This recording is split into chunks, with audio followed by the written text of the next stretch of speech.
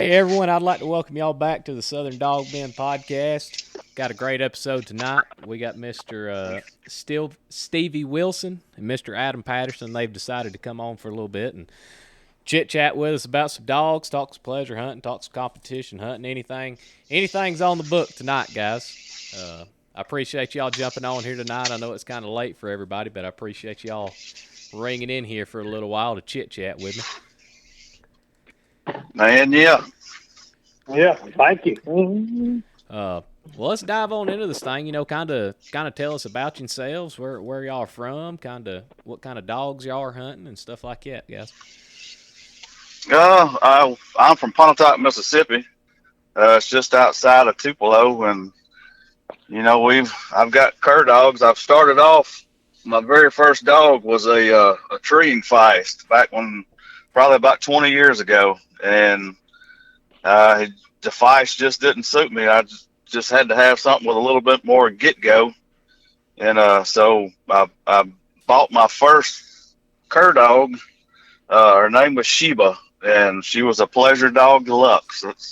That's about all I used to do. When I first started into the squirrel hunting, was just my uncle and I. We would just get off and just find us a spot of public land and just try it off. And man, we would wear the squirrels out, and that's just kind of how I got started in the squirrel hunting, was with my uncle. What about you, Mr. Adam? Where are you from? Tell us about yourself, buddy. I'm from Pontotoc too. I live about maybe a mile or two from Stevie, but I started squirrel hunting probably in 2004 or 5, maybe right after I got out of college, and I started hunting a feist too. And then I transitioned over to a larger feist, which had I think it had 3/8 feist and an 8 cur or something like that.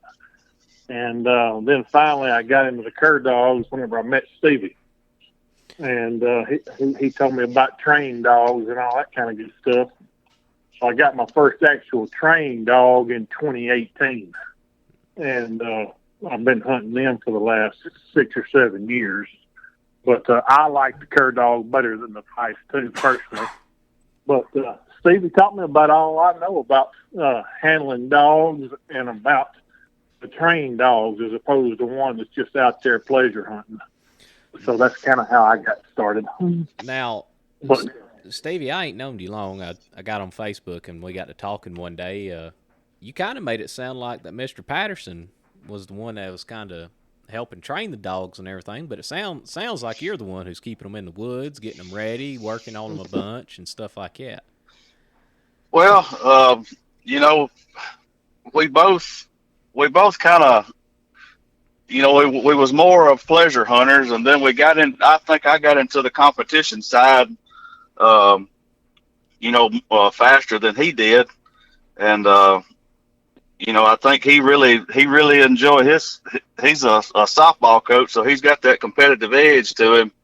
So I guess whenever I started doing the competition, he kind of followed suit whenever he got his trained dog. And then I went through some issues there for a while after I had Kate, and I wasn't able to hunt her. And so he just kind of took what me and him did while we was pleasure hunting, and just kind of ran with it in the competition. And he actually, I think, he was hunting her in the Mississippi State UMCA back in 2022, and won it. And I think that championed her out. I can't remember if that's correct, but I think that's right. So he actually was hunting Kate whenever he won the Mississippi State hunt and championed her out for me. Okay. Was there, let's talk about this. Talk about going from the pleasure hunting side of thing to the competition side of thing. Are y'all working dogs different when you're out in the woods? I guess I ride that fine line of I'm a wannabe pleasure hunter and I'm a wannabe competition hunter, but all I do, man, I go to the woods, I cut the dog, I keep that stopwatch on me. He trees, I'm going to wait 2 minutes. I'm going to go to lock him up. I'll let him sit there and tree on tree 5 or 10 minutes. I may see the squirrel as soon as I get to him, but I'm going to keep him chained back and then eventually shoot him. And I'm going to leash him back up, walk him, UMCA it's 30 seconds, so I try to get as far Right. away from that tree as I can, and then recut them. Is there certain things y'all are doing differently, or are y'all Well, same thing every time? Well, we try to, if we're pleasure hunting our competition, we handle the dogs the same. We want to get the same results out of the dog if we're pleasure hunting, or like I said, if we're competition. But something that has worked, pretty good for Adam and I, and we do it quite often when we get the chance, when it's just him and I, is actually we'll take two dogs that we're working to put in these hunts. We'll take them to the woods, and we'll keep one dog on the leash, and we'll turn the other dog loose. Well, when the dog that we turn loose first goes in trees, we walk the dog that's still on the leash to the tree and dog, and walk past the tree that the dog's treed on, and turn the dog loose. And that's how we've got these dogs to be independent and not let them come back into the tree that the dog is treed on. And then vice versa, whenever the time's up or whatever on the first dog at tree, we will leash that dog to the other dog that we turn loose, and it's kind of a leapfrog type scenario.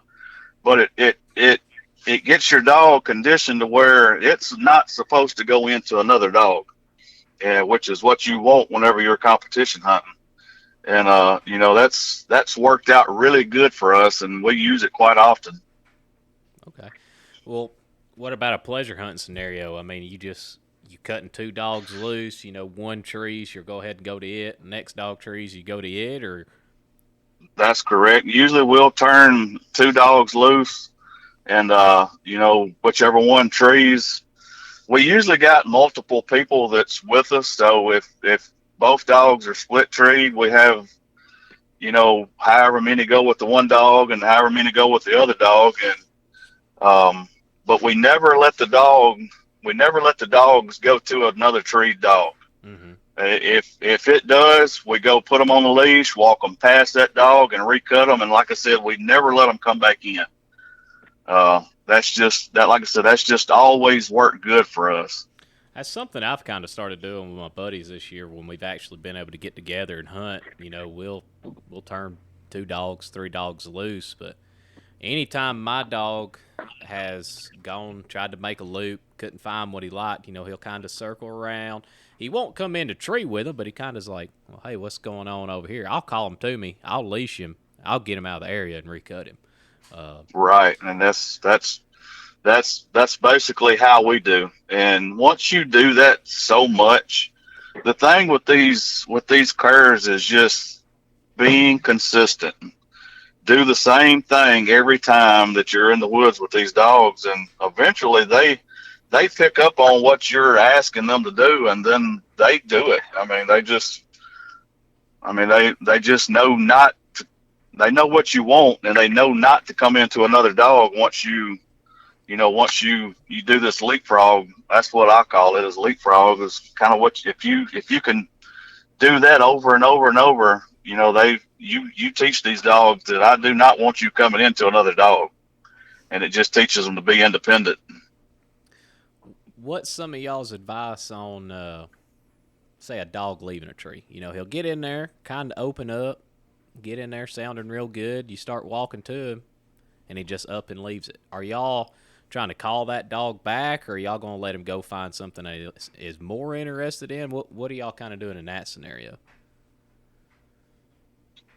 Our dogs are trained as a shot caller. Right. So it's really not a problem that we have to deal with a whole lot. Because if they want to leave the tree, we're going to put pressure on them and try to make them get back on the tree. Mm-hmm. Yeah. So to be honest, it's not a problem we have, just a tremendous amount of time. Yeah. See, I've had a little bit of an issue this year with my dog. Just as his first real kill season, he hadn't been fooled with too much, but he'll get in there, start opening up a little bit. Sometimes he'll tree on it, and he'll lose interest and go find something else. And I've walked in there before, and there been a squirrel, and I get him all the way back over there finally to me. I'll chain him up, get him treeing again. I won't shoot that squirrel to him. But there's other times, man, he'll get in there, he'll open up a little bit, and he'll just leave, and he'll go 100, 150 yards and then stick that tree. And I've got it in my head now where, well, if he's opened up in there, I'm at least going to go try to see what he was looking at, but then I'm going to go to him treat. Right. The main thing with these dogs is if you're starting them off like that is just a lot of folks, a young dog, they want to cut it loose. Once it starts treating, they just want to cut it loose and stand there. A lot of times, if you'll just follow these dogs as they're traveling wherever they're going, watch them on your Garmin, just kind of stay with them to where if they do make a mistake, you can correct it right there instead of, 20 minutes from there trying to call them back to the tree. Just try to stay as close to them as you can, and that's always worked out well for me as well. Now, are y'all doing any kind of training pen stuff, or y'all just mainly, hunting public land or pieces of property y'all got permission? I mean, y'all throwing anything in a pen at a young age trying to get it going? Well, Adam can probably speak on that. He's working with a young dog right now. Yeah, I've got a little half-acre pen where I get one, kind of started. But after we get them started, I'll trap some squirrels and turn loose to them. But then I just try to start taking the small blocks of wood. Mm-hmm. And once they start treating there, then you can take them to WMAs and public land. But I don't have a tremendous amount of private land to hunt personally. Yeah, I'm the So same. basically, it's all public. 98% of the woods that we hunt is all WMA public land. Mm-hmm. Yeah. And we have had great success with it. Yeah. Y'all are y'all around the Delta area? Is that where y'all are kind of hunting at? No, that's about 3 hours south of us, but we do spend a good amount of time in the Delta. We might hunt, and I think we've been down there, maybe five times? Yeah, 5 times this year, starting back in from November to just recently. Mm-hmm. I absolutely love it down there, man. That's one of the most beautiful places I've ever stepped my feet in. It's absolutely beautiful. I love it, man. But now we could take you to some of this WMA that's local, that's in the river bottoms, and you would actually think that you was in the Delta, but the trees aren't as big. Mm-hmm. But I mean, it's all flat land, flat bottom land. So I'm up here in the mountains, man. I get a dog that's treed 500 yards, it's going to take me 10, 15 minutes to get to him up and down, up and down. It drives me crazy. But I get down there in that flat land, I'm like, man, y'all got it made over here. And see, Adam used to make fun of me back 10, 12 years ago. It may not have been that long, probably 8 or 10. I'm a good bit older than Adam. And about 8 or 10 years ago, I had just finished, I was hunting in the hills. So whenever I finished hunting in the hills, Adam was just getting started. He always used to call me soft, but now that he's a little bit older and he's getting on up in age, I'm stay out for flat land too. We stay out of them hills now. Yeah, I hunted Saturday and Sunday. I think I did 10 miles Saturday and Sunday, and boy, I'm still feeling it today. If you did that in the woods and in the hills, that's about like doing 20 or 25. Well, let's talk about some of the dogs y'all are running now. I mean, are y'all just kind of focused on Cade? I mean, y'all got some other dogs y'all are working with as well. I mean, what y'all got going on? Well, I've got Kate that she just turned 7 back last month, so we've been trying to push her when we just about every hunt that I can attend. But Adam's got a nice 2-year-old young dog that he's finished in the top 5 in several hunts. I think 1 or 2 hunts that he's put him in, he's finished. So Adam might want to talk a little bit about him. But like I said, she just turned 7, so I'm trying to get all the hunts and all the time in the woods with her that I can while I can. Before we move on to your dog, Adam, how's Kate bred? She is double Rocket and double Ruby on top and bottom. Okay. All right. So she's out of Thunder, which is direct off of Johnny Rocket on the top, and then she's out of I think it's a dog named Bunny that's out of that come out of the Ruby and Peaches on the bottom.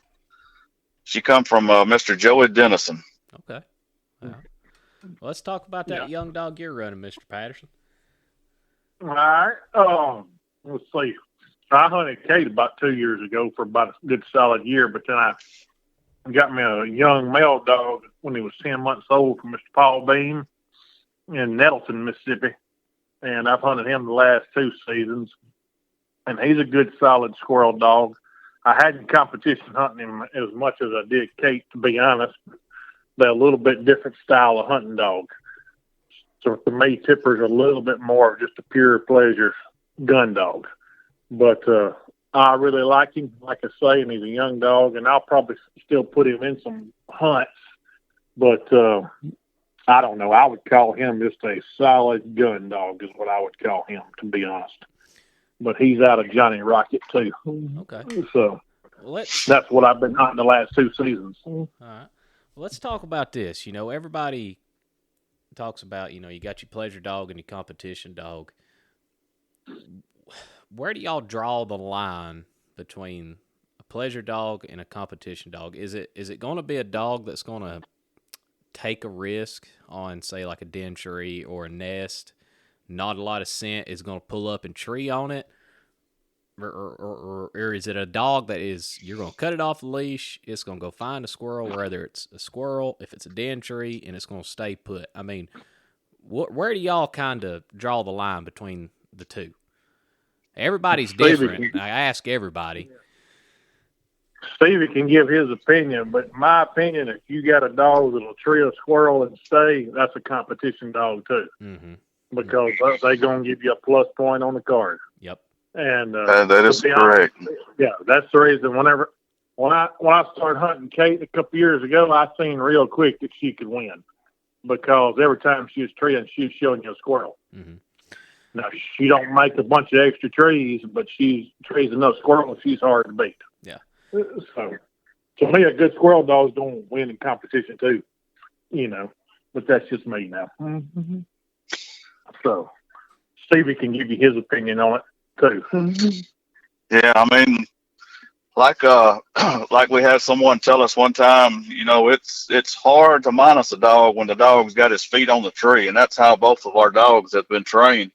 You know, they don't tree down looking up at the squirrel or looking up in the tree. You know, they tree with both feet on the wood, and that's where they might move from one side to the other, but 9 times out of 10, whenever you get to either one of these dogs that him and I are hunting, you know, they've got both feet on the wood, and it's just like he said, you know, Kate, if the squirrels is moving in the first round, you know, she's hard to beat. Second round, I think you and I kind of talked about that yesterday. That second round is really tough on her because she just doesn't make a lot of extra trees, and she just if she squeaks by the second round, it's you know, she might have 100 plus or, you know, a couple hundred, you know, circle trees or whatever, but she's not going to make a lot of extra trees. So I guess the difference in a competition, and it's got a lot to do with the breed of the dog, I believe, because a lot of these curs that we hunt in these competitions with, I mean, a lot of them, there's more good dogs now than they used to be. And a lot of them are trained basically the same way now. And I guess, you know, a good competition dog to me is a real good pleasure dog that will stay hooked and have the meat when you get there. Mm-hmm. That's how I've kind of started to believe in this. You know, I'm not somebody that wants when my dog trees, I want to see something. I want to have meat. Exactly. I'm not going to walk to a tree for 10 to 15 trees and a dog not have anything. No. I mean, to me, that's just not fun, and it just I'm in this. I want to win a cast any way I can, as far as if it's circle trees or plush trees. but I would much rather walk away from that cast with 100 plus versus 500 or 700 circle. I mean, that's just me. I don't like to win a cast. I'll take it, but I don't like to win a cast with circle trees, even though it is a win's a win. But I mean, a good squirrel dog is going to find a squirrel, whether, if they moving or they not. Eventually, it's going to pull up under one, and it's going to stay hooked. Yes, it is, and as long as it stays hooked and it does what it's supposed to do, your odds of moving on in the next cast it moves up tremendously if you have wanted to do that. Well, how long have y'all been competition hunting side of things? It sounds like y'all been into the dogs about 20 years each. I mean, how long have y'all been doing the competition side of things? I started doing the competition side of things way before Adam even, I guess, got into it. I had a dog that I had bought for Mr. Joey as well. It was actually the very first dog I ever bought from him. She was out of Homer, and I can't think of the mother's name. It was Dixie. It was a dog that Mr. Danny Nichols had. But I literally, and this is gonna sound funny, all my buddies was hunting one weekend, and there was a hunt. There was a bass for cash hunt in Lawley, Alabama. This has probably been 10, 12, 15 years ago. And I wanted to go to a competition hunt. So I loaded my dog up, left out at, 2:00 in the morning, headed to Lawley, Alabama by myself. Looking over, I literally printed the rules off. This is an NSD hunt. Literally printed the rules off that week and looked over the rules and kind of looked over them on the way over there. And I think there was 15 or 20 dogs varying from Kentucky, Indiana. I know they was all, from there all over the place. And I ended up getting second in my very first competition hunt that I had ever entered in, and wound up winning some money and didn't even know I won it till I made it back to the clubhouse after the hunt was over. That pretty much got you hooked right there. It did. I ended up putting her in several more NSD hunts, and I never did finish as high as second, but I finished, I third and fourth in some of these little local hunts. And that, like I said, that was back before the NSD got really big. What about you, Mr. Patterson? I did my first competition hunt in September of 2020. Okay. So I've really only been doing it for 4 or 5 years. Yeah. But I started out with a dog named Twister, and he was a good gun dog too. But I ended up selling him, and then I bought a little old gyp from Mr. Paul Beam, and I named Sister, and she kind of got me hooked on competition hunting because she was a good one. And she ended up winning the Mississippi State hunt, I think, in 2022. And I don't know, I put her in several, and then I started hunting Kate after that, and she won the state hunt in 2023. Yeah. So she kind of hooked on me too. So Adam, to kind of piggyback on what we was talking about earlier, whenever Adam used to hunt Kate for me a good bit, he had back surgery back a couple years ago and wasn't able to run his dog. So I took in Sister and kind of kept her in shape and hunted her for him. And so I had Kate and Sister, and I would take Kate to the hunt, and then usually Mr. Bob Osborne, he would end up handling Sister. Well, I took both of them to the UMC State down in Holly Bluff back in 2022, and I think Sister won it that year, and Kate finished third. And then the following year, I think Kate won first. She won the hunt, and you didn't have Sister then, did you, Adam? No, I didn't have her then. Yeah, you had done sold her, but Sister won the Mississippi State UMC 1 year, and then Kate won it the next. So y'all had it locked down there for a little bit, it sounds like. We had back-to-back state champions come out of our kennels 2 years in a row. Okay. Now, y'all saying y'all have kennels. Do y'all have any kind of breeding program or anything like that y'all are doing? Oh no. No. Okay. No. We haven't raised any puppies. A little bit too much of a hassle, huh? As I just don't, I don't deal with puppies. Puppies is kind of like that thing. If everybody talks you into breeding your dog, and then you breed it, and don't nobody want one, so you stuck with all of them. Mm-hmm. I feel that. Well, piggybacking off, you're not a big puppy guy. If you're going out looking for a new dog, what kind of age class you looking for? Something a year and a half? I mean, what kind of dogs y'all looking for to get started? Like just about every dog that Adam and I both have bought, they've been right around that 10 to 12 months, 10 to 14 months. Just about every dog that him and I has bought has come from Paul Beam or Joey Dennison. Yeah. So those two guys are probably the best at what they do, in my opinion. Getting them started, they some good pup starters. Oh yeah, very good. Yeah, they're really good trainers. Huh? Might have to get them on here, pick their brains a little bit, because I know there's always some of them people. Man, I love messing with a puppy. Man, I love messing with a puppy. I hate it. I've had puppies here. I cannot stand it. They're nasty. They don't mind, and you get frustrated with them too easy. Yep.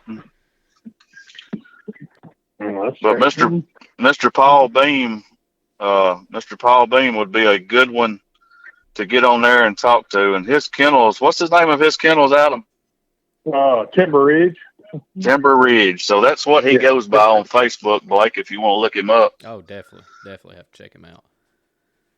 He can probably tell you he's done forgot about more than you or I will ever learn. And see, that's what I need. Like I said, I ain't been in the squirrel game, but I think about going on 4 years now, and I've just started dipping my toes into the competition stuff. But man, I've fallen in love with it. And that's why I started this podcast. I want to soak up as much information as I can, talk to as many people as I can. I absolutely love it. Well, he would be a good one to call and hit up and ask if he wants to do it. He would be a great one to talk to. Mm-hmm. He can tell you just about anything that you need to know. All right. I'll for sure have to try to get him on here one of these days. Maybe he's one of them talkers. He'll sit here and talk your ear off. Oh, he is.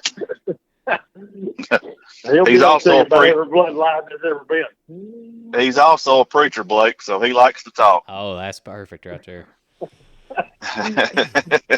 Well, I mean, I know we got the UMC World Hunt coming up or anything. Is there any other kind of big hunts y'all are looking forward to? I mean, y'all going to travel up to that JPI, go after that $100,000 or anything? We try to stay away from them. Adam and I both, I dabbled off in, I think I did one NSD state hunt this year. I got beat in the first round, but my Kate went 5 for 5 that morning in the first cast, and I still got beat 540 to 500. And there was 20 dogs, and I ended up finishing 6th and got beat in the first round because of points. Now, talking about the NSD, it's kind of a run what you brung. I mean, us card dog guys, do you think we're able to compete in those hunts with, some of the full-blooded hounds or the hound and bird dog crosses? I mean, some people say we're at a big disadvantage. Some people say no. I mean, if you've got an honest squirrel dog, you can go compete. I mean, that's what I was about to say. I believe that, yes, you are at a disadvantage, and if you enter those hunts, you do have to have an honest squirrel dog that is going to win on plus points. You can't expect to go in there and match tree to tree with some of them hounds. I mean, you're just fighting a losing battle. Mm-hmm. So you have to have a dog that's going to go tree and stay there and have the game when you make it to it, and just hope that the hound doesn't make enough trees to where they actually find a squirrel that there's treed on. Do you think some of the cur dogs struggle with that kind of pressure, being in the woods with those big motored hounds, the big mouths and everything like that? I don't, because if it goes back to what I was saying earlier, if you've got an independent squirrel dog that doesn't care what it's in the woods with, And Kate she could care less if you put her in the woods with a Chihuahua, or put her in the woods with with a a Walker Hound or whatever. She's going to try to get as far away from it as she can and go get treed. And that's what it boils down to, just getting treed, staying treed. Yeah, that's exactly right. It goes back to what I said earlier. You know, it's kind of hard to minus a dog whenever you get to the tree and it's got its feet on the tree. Mm-hmm. Now, and that's kind of how all of our dogs is trained, to put their feet on the tree and stay there. Is there a certain way y'all are training your dogs to do both feet on the tree? You know, this year, the dog that I've been working so much, when he trees, I go in there, I leash him tight. I got me one of them Melissa Wiley leashes. I chain him as close to that tree as possible. And it may sound bad, but, you know, when he falls down, he's going to try to choke himself a little bit. He needs to realize, hey, I need to stand up, and it's going to take this pressure off my neck. It just goes back to the foundation that our dogs, when we get them from who we get them from, that's the foundation that they have, and that's the foundation that they was started off training by at an early age. And we continue to push what they have already instilled in these dogs. And like Adam said earlier, they're the dogs that we hunt are all collar trained. Now, what do y'all mean by collar trained? It's just a process that they use with the shock collar that makes it's a lot of folks call it a robot dog, but I don't think it is. I think it's just the foundation that you put into these dogs, and you train them to stay on the tree. But a lot of folks. Go ahead. No. I said a lot of folks don't like that. A lot of folks like a natural starting dog, which in my eyes, I mean, those natural starting dogs are far and few between. Now, when you're talking about a natural starter, are you talking about going in treeing on its own, or are you talking about it knows to put its feet on the tree, like it's bred into it? That, I guess that would be it's just bred into it. Like it's just bred into it, and it just starts on its own, and it just does everything that it's supposed to do. I think I heard in one of your earlier podcasts that someone said they've learned more dogs than they've trained. Well, that's what I mean. These natural tree dogs that everybody wants, they don't come around very often. So you just have to. The way these dogs are trained is they're still going to find the game. They're still going to tree, but you're just helping them stay there until you get there. I mean, are y'all bumping them on the tree to make them stay, or? Yes, that's just how these, like I said, that's how these dogs is trained. Okay. See, I haven't seen that be done. Like I said, it's just a process that you go through. A lot of folks use the training collar to actually correct and you're actually correcting the dog. You're correcting it from leaving the tree, but a lot of folks use it if it runs off game, or if it runs, whatever. They're using the training collar and the toner to get the dog back to them, to where they're not running that off game. Well, vice versa, to go with this, these dogs are actually trained with the collar to stay on the tree and not leave the tree. Okay. See, with my running my Garmins, if I jump a deer or anything like that, they're going to realize, hey, that hurts when I do that. I haven't. And it don't go up a tree. No. That old dog I've had this year, boys, I've had to roll him a handful of times. He found out what them deer was. I had to put a quit to that. But a lot of folks like that as a young dog, because if they say if a dog will run a deer, that it's gamey enough to tree a squirrel. I mean, I've heard that more than once. Yeah. I just don't want my dog blowing out of the pocket thinking, I can catch that right there. You ain't going to do it, buddy. Exactly. No, you'll realize real quick that what you're running ain't going up a tree, and you don't need to be doing what you're doing. Yeah. Well, I know, like you said, there's a lot of people that'll run a dog with a shock collar, and some people use them that, like you said, kind of make them like a robot when it comes to the tree. I'm new. I haven't had anybody really to help me out along the way. It's just, hey, I'm taking my dog to the woods. I'm learning as I go. I use my collar to, if he gets way out of pocket, like I said, if he gets 800-900 yards from me, I'll spend all afternoon trying to catch up to him, depending if he Right. goes in a river bottom or if he goes up the mountains. I'll tone him back in. He realizes, hey, he hits that tone button, I need to come back. Or if he hits that tone button and I'm running a deer, I better stop or I'm gonna get rolled. Right. And a lot of folks that don't like these, they call them these robot dogs, but what you realize is that dog still has to have the natural ability to do what it was bred to do, and it's to tree a squirrel. Mm-hmm. All you're doing with the collar is just helping it stay on the tree until you get there. Yeah. Now, are y'all still having to collar condition, say, an older dog? Like, y'all are saying y'all like them around a year old, somewhere like that. Are y'all still having to do that when you get them? Or have they been conditioned so much that they realize, okay, when I'm treeing, I need to stay here. When I open my mouth, I need to stay here. You still have to, I guess, let them know that it's there. Mm-hmm. It's just like a kid. If you let it get by with so much, what's it going to do? It's going to do something that it's not supposed to do. So with these dogs, you still have to, do you bump it on every tree? No. But do you do it once a hunt just to let it know that it's there? Yeah, you do. It's just something it's conditioning. You just always have to do it. Mm-hmm. I say mine. I've starting to have an issue, and it's been about the last month because I'm chaining my dog up longer, trying to make him realize, hey, stay here longer. I'm gonna roll it out to you. He starts to get frustrated. He'll start biting on the tree, biting on a limb. Turn that thing down to about 3. I hit him once, automatically quits, goes back to treeing. Right. So. Right. Yeah. It's just, you just have to help them out. Mm-hmm. It's just, and that goes back to what I said. The natural squirrel dog that everybody wants, that you may not have to help out as much, but you still have to, condition these dogs to get them to do what you need them to do and what they expect out of you. Yeah. It's like a kid. You got to train them a little bit. Need to help them out along their way, or they're just going to turn into little hellions. That is true. So. That's exactly how.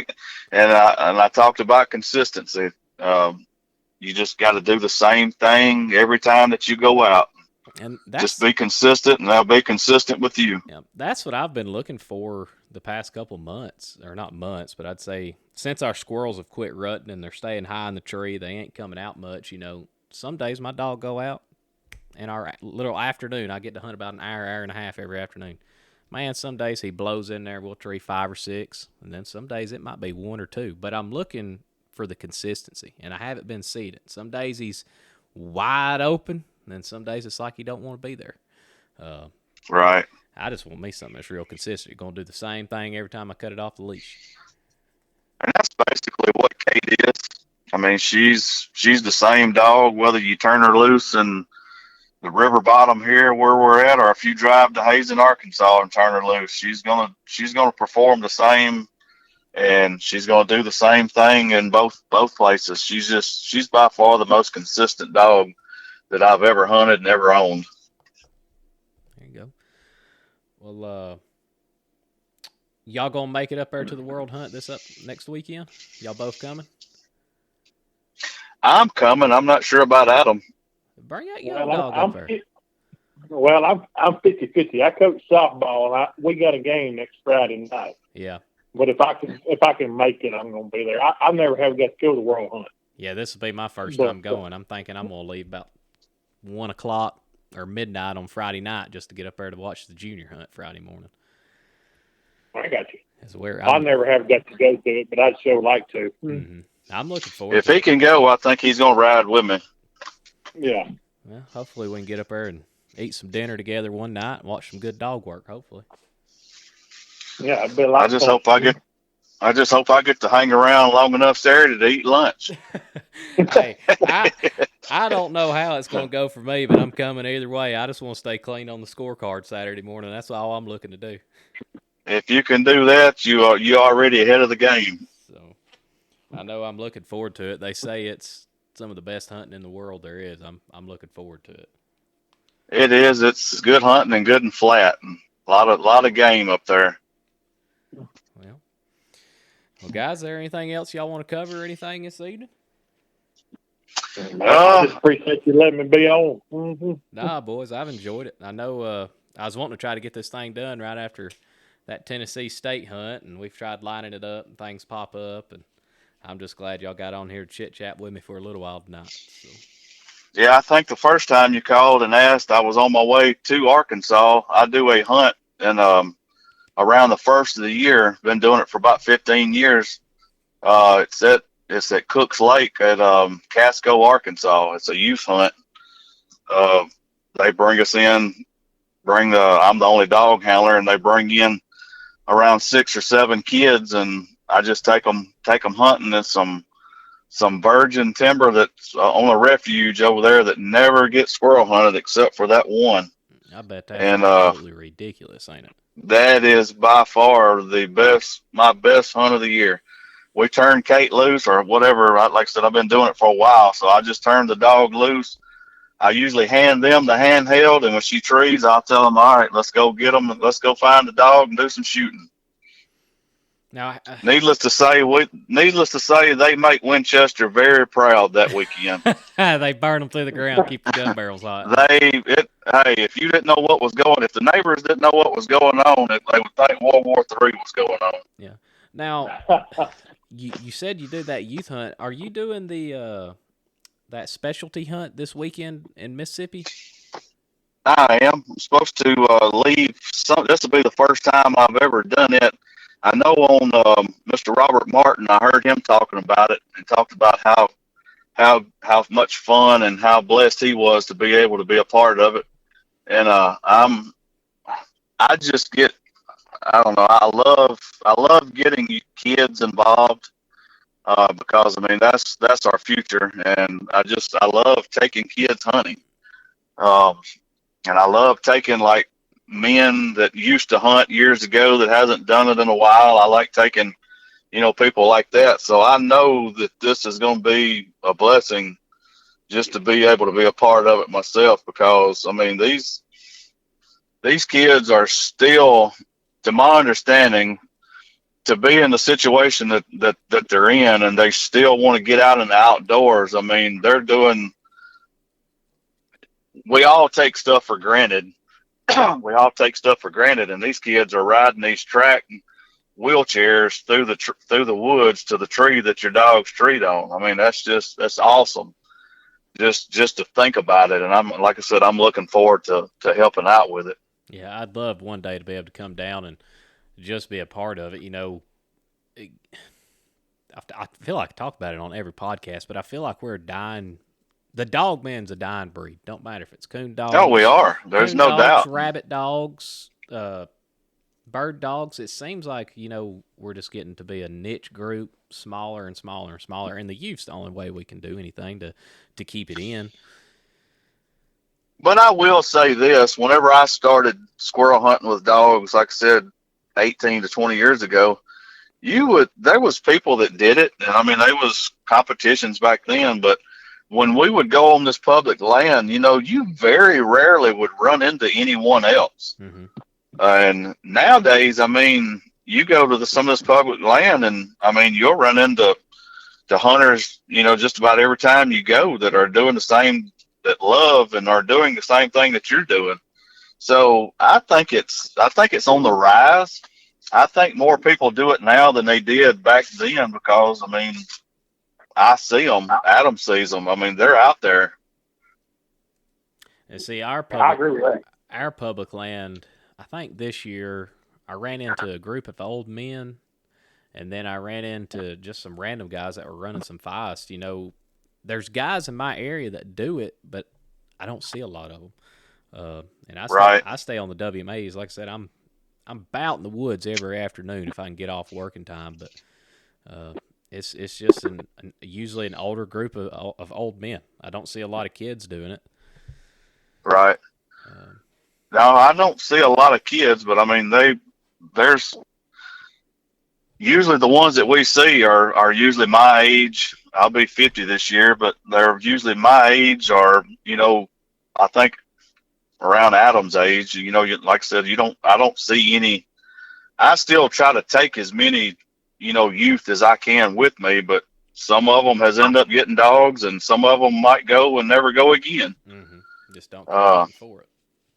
right, but I've actually taken kids hunting, and whenever they got old enough, they've gotten their own dog and end up calling me back wanting to go hunting with their dog like I took them with my dog, Yeah, I'm sure which all is that does is give you a smile on your face and a blessing, being like, oh yeah, that is right. I mean, there's nothing like getting kids in the woods. mm-hmm.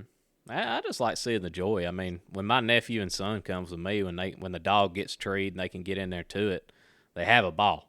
They don't like the walking, but when they get in there to the dog, you can see their faces light up. Man, this is really cool. Well, that's one thing I always ask kids. I ask them, do you like to deer hunt? And they was like, yeah. And I was like, well, you don't. I bet you don't like getting in the stand and being quiet, do you? And they was like, no. I was like, well, squirrel hunting, you do totally opposite. Like, you turn the dog loose, you can eat, you can talk, you can laugh, you can whatever. That dog don't care because it's got one job on its mind, and that's finding the game and getting treed. And then you go and you get to shoot your gun. And if sometimes you deer hunt, you might not ever get to shoot your gun. So you just do totally opposite. Squirrel hunting is what you would deer hunting. Mm-hmm. And usually, if once you take them, they just have a blast.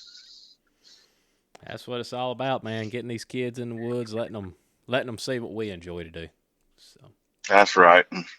well, man, I hope y'all have yourselves a great hunt this weekend. Hope y'all get into them pretty good. I know Adam went on a hunt this past weekend, and he said they struggled. He went to a youth hunt up there. I was with him. Oh, you was?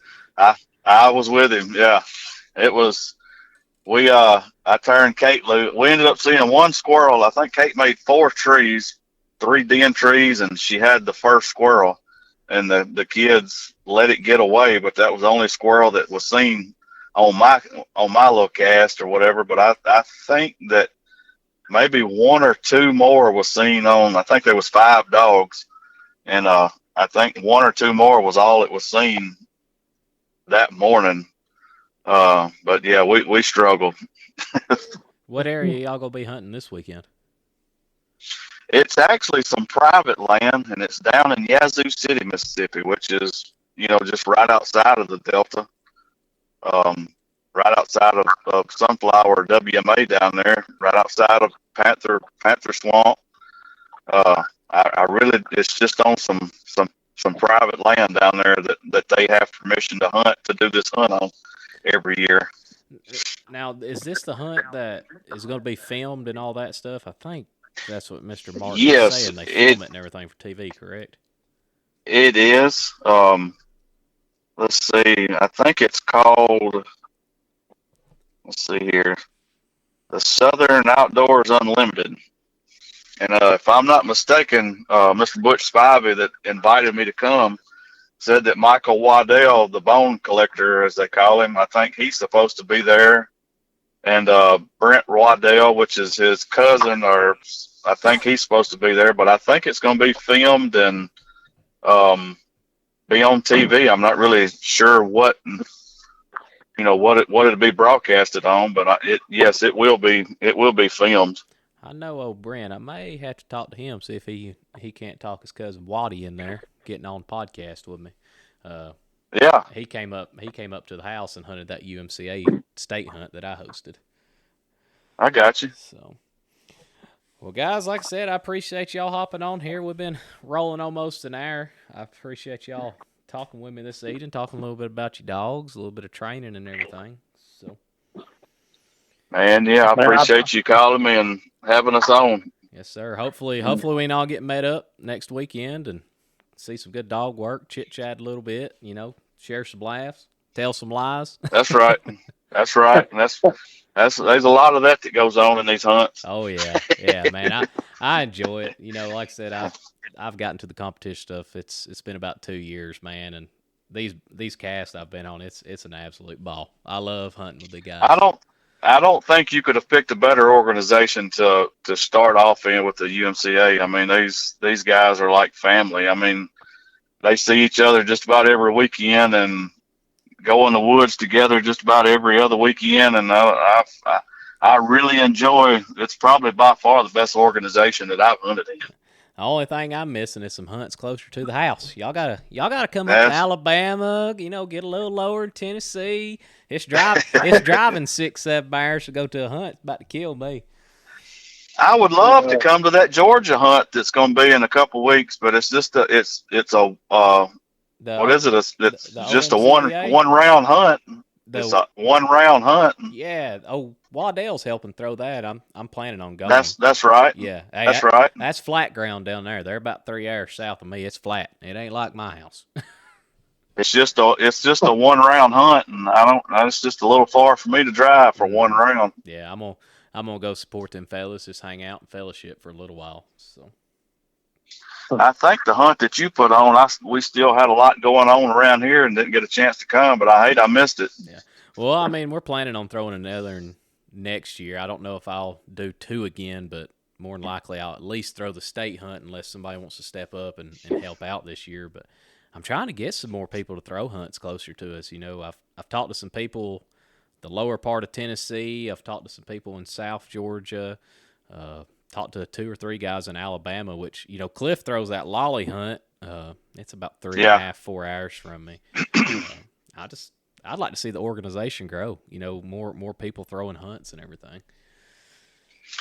It's just, I think everybody's just scared of having the land. If a bunch of people show up, having a place to take them. Mm-hmm. I mean, we just hunt WMA up here. I don't have the private, but we plus squirrels. The hunting was great. Every cast plus squirrels on ours. That final round, gosh, I think we had like 7 or 8 squirrels plussed up on that last round. Hey, it was fun. That's good. Yeah. That's what you want right there. Yeah. Just got to get people to be unafraid of these mountains. Hey, that's good luck with that. I've just now got Adam taught that you don't hunt the mountain, you don't hunt the hills no more. Yeah. Yeah, like I said, that comes with age. Oh, I'm already thinking about it. By the time I'm, 40s and stuff like that, I might need a knee replacement already if I keep following these dogs. Adam will tell you that comes with age and back surgery. I learned my lesson. Oh man! Yeah. I tell you what, I was coming back from that youth hunt down there Saturday, and I didn't nobody shoot a squirrel over Kate, so I stopped off in some of them hollows down there close to where Adam Faulkner's from, down there around that Grenada Lake bed, and it looked good from the road, and I messed around and dropped off in some of them hollows, and I was like, man, what have I done? Man, them are just hills. Them are just hills. That's all that is. I've hunted with Adam 2 or 3 times at his house. He's like, man, it's pretty steep, ain't it? I'm like, no, this is nice. I love this at my house. Shoot, man, we try to stay in them river bottoms. Well, see, we got river bottoms, but our dog cut to the left or right. He's going up a steepest ridge you can find. It drives me crazy. I tell you what, me and you need to hunt, but you need to come see me. I don't know if I'm going to come out there where you at. Hey, I'll make the trip because, boy, these mountains, they've wore me out this year. Eric Wally come up here, and he hunted with us twice this year. And I drew out with him on our cast, and about the end of the cast, and he had won. He looked at me and he goes, boy, I might just have to kill you for what you just drug me through. I ain't never seen a man sweat so much in my life. Them dogs don't care about them hills, No. but they will put you through it. Mm-hmm. Mm-hmm. But I love hunting down there with y'all because you got the vines in the trees and pull a vine, squirrel go out. We ain't got that. You got to find a stick, beat a tree, shake a tree, do anything you can. Yeah, you struggling. Yeah, especially right now. I mean, our squirrels, if we're treeing them, they're at the very top of a tree or they're tucked in or in a hole. Branch. Yep. Yeah. That's about how it is. It's been down here the last, I guess, month and a half. Mm-hmm.